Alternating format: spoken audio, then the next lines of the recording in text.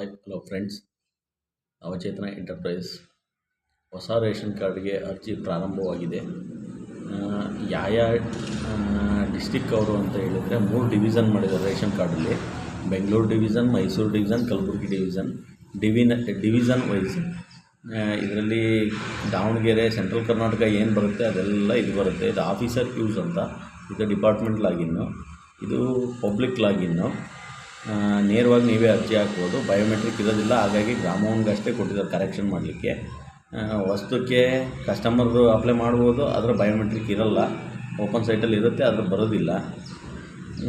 ಇದು agency through login ಆಗಿರುತ್ತೆ. Agency ಬಂದ್ಬಿಟ್ಟು ಗ್ರಾಮವನ್ನು ಮತ್ತು ರೇಷನ್ ಇಶ್ಯೂ ಮಾಡ್ತಾರಲ್ಲ ಅವ್ರದ್ದು.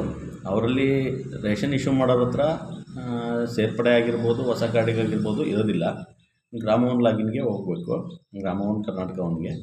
ಇಲ್ಲಿ ಬಂದು ನೀವು ರೇಷನ್ ಕಾರ್ಡ್ಗೆ ಹೊಸ್ದಾಗಿ ಅಪ್ಲೈ ಮಾಡೋದಾದರೆ ಇವತ್ತು ಬಿಟ್ಟಿದ್ದಾರೆ, ನೋಡ್ಬೋದು. ಇದು ನಿಮಗೆ ಹಾಗೆ ತೋರಿಸ್ತಾ ಇದ್ದೀನಿ. ಇದು ಲಾಗಿನ್ ಆಗೋದಿಲ್ಲ.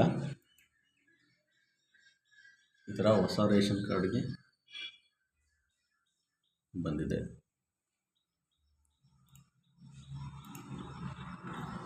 ನೋಡ್ಬೋದು, 30ರವರೆಗೂ ಇದೆ ಅವಕಾಶ.